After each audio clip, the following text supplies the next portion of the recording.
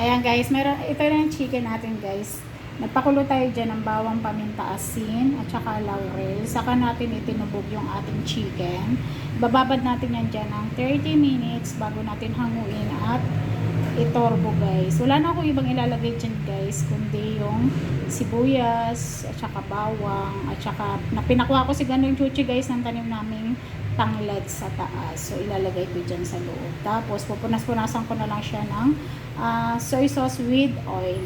So ayan guys, later ipapakita ko sa inyo.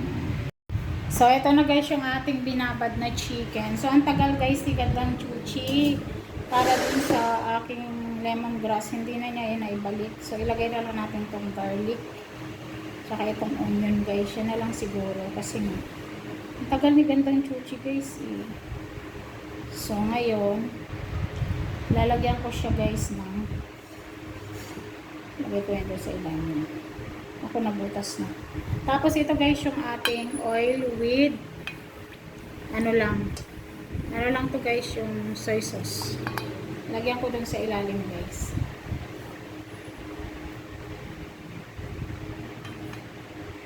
Para magkaroon ng lasa. Kasi diba binabad ko lang to sa pinakulong laurel, asin at saka paminta.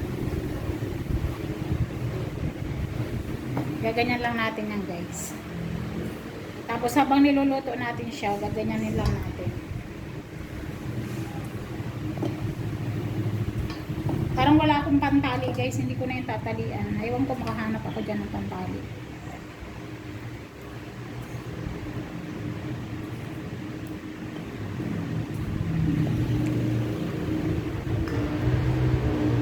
Baliktaran yan guys, lalagyan natin ng ganyan. Tapos habang niluluto natin, ganyan ang gagawin natin.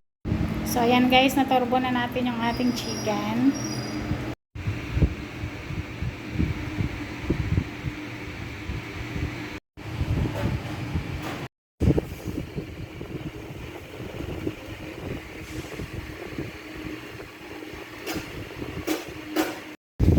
Hi guys, for today's video, ito na ang finished product ng ating turbo chicken. Ayan guys, oh wow, natatanggal na siya sa buto. So ayan lang guys, thank you for watching and bye bye.